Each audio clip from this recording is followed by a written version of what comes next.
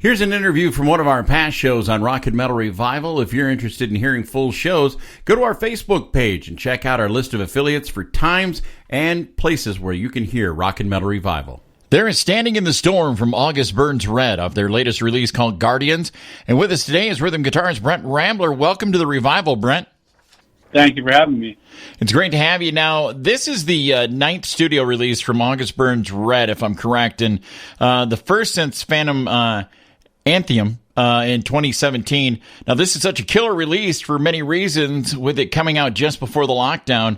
I know me and a lot of my metal friends said this release helped them get through a pretty tough year last year. This has been such a great album for you guys. Yeah, thank you. I appreciate that. Yeah, I mean, we were presented the option to, delay the release. And at that point, when it was supposed to come out, we were looking at like maybe a month or two delay. And, we're really glad we didn't delay it because we'd have been delaying it forever, indefinitely, if we were going by, what people wanted. But we just kind of chose to keep it on track because we knew that it was something that, like, our fans were, anticipating, and we didn't want to be, like, another disappointment in what was turning out to be a really long line of disappointments. Well, exactly. I mean, once March hit, everything was just like the whole world stopped. And I really think it was great that you guys still got that album out to your fans. And your fans have been digging on it now for a little over a year. And when you guys get back out on the road, it's still going to be fresh for your fans when you guys play it live. Yeah, I know. And that's the thing. There's definitely, it's a bum out to not be able to go and tour your new record. That's a bum out for sure. But, when we do hit the road again, we'll be able to play songs from it and they'll still be fresh live for all the fans. And so that is a very realistic thing. And I think that people will appreciate it. And I also think that people will just be so hungry for live concerts that, they'll be happy to hear anything.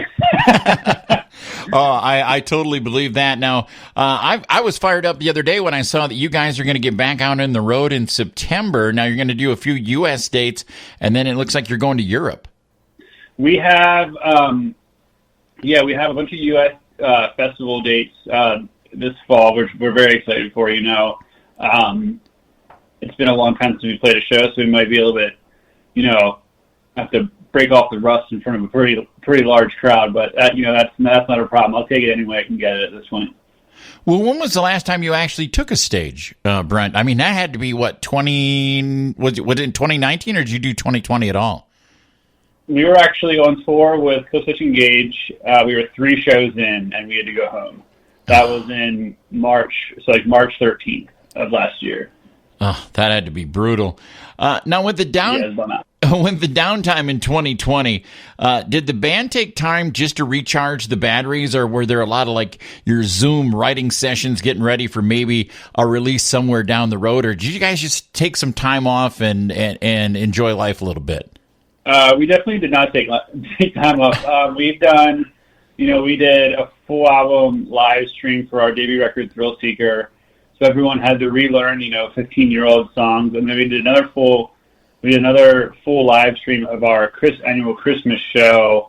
So everyone had to learn a bunch of songs for that, and then we re-recorded our album Leveler from the ground up, and now we're getting prepared for a full album live stream of that record. So we've kept ourselves as busy as possible. We also the company that owned our previous web store went bankrupt right before the pandemic, So we said screw it, and we opened up our own web store, which we now own and operate ourselves. So we've been about as busy as you can possibly be without having to be on the road, I believe.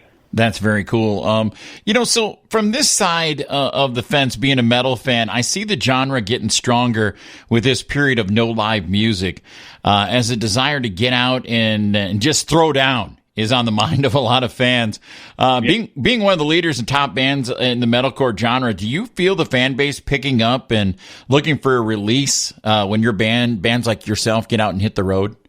Yeah, I think so. There's been a couple tours that have been announced from, peers of ours, and the announcements have been huge. I think people are just very, very ready to watch live bands again. And I think, for us, we're fortunate enough to be one of the bands that's able to put on like a really big stage setup and live show for our fans. And I think people are just going to be really, really excited to see something like that again. Well, now you mentioned earlier, you talked about some festival dates in the U.S. Is there any talk of maybe a package tour in 2022 or later in 2021 coming back playing the States?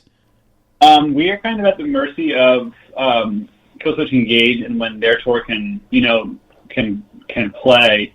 Just because we are the main support band on their tour, and so that's our main obligation. And we have now hoped to do that at like 4 different time frames at this point.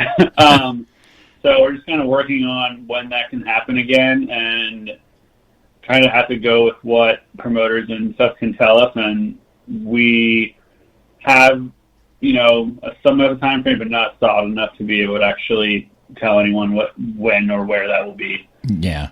I totally understand that. Brent, you were talking about, during the pandemic, you were talking about your own merch store. And I know a lot of fans out there bought merch to support the bands while they couldn't play live. And is it better for you now? Do you feel better as a band that you're in control of pretty much everything that's, August Burns Red? Yeah, I mean, it's kind of awesome. At the start of this pandemic, it was a huge bum out, but at the end, we're coming out. We now, we own our own web store, and we own the rights to a lot of different things now, and that's kind of materialized over this pandemic. And I don't know if they would have come to fruition otherwise. So we've done the best to kind of make lemonade out of lemons, and put our best foot forward to hopefully coming out of this as a stronger band that keeps going and is more profitable and more streamlined than ever, I guess. That's awesome. Now, Brent, where's the best place for fans to keep up to date with you guys, get past albums from August Burns Red, and tell us about that new merch store where people can find that? The merch store is easy. It's just augustburnsredmerch.com, but easy as can be. Or you can also just get to it by going to augustburnsred.com, and that's where you can see all kinds of stuff. When the pandemic first started, we actually opened the August Burns Red Entertainment Center on that webpage because we thought people would be really bored, and that's where you can find tons of playthrough videos, all of our music videos that we've ever had. Any kind of tour update we've ever put out, anything like that is all on that page. So, yeah, I mean, we're not too hard to find on the internet. That's awesome. Now, Brent, we're going to play another track off Guardians here, and it's called The Narrative. Now, going through this album, listening song by song, for me, it seemed like every song had a kind of a different feel, different meaning, and I really dig this song, The Narrative, so I really want to hear you tell me about this tune. So The Narrative musically was written by our bass player, Dustin, who's also a fantastic guitar player. And then lyrically, it's one of the ones that I wrote. Lyrically, it's just kind of about how you need to kind of pay attention to what you read and what you listen to and what you watch, and kind of pay attention to the fact that maybe they're, trying to spin things in a perspective for their own perspective versus, your perspective. And it's easy to go down a rabbit hole and get trapped in a certain belief that you may not, want to be a part of. And that's just kind of what the narrative is about. The end is power to the people or power to the narrative. And it's about, doing independent thinking versus just, swallowing kind of what you see every single day. All right. Well, I'm digging the album. I love the album. I'm looking forward to hearing more from August Burns Red in the future. And Brent, we appreciate your time today on Rock and Metal Revival. Absolutely. Thank you.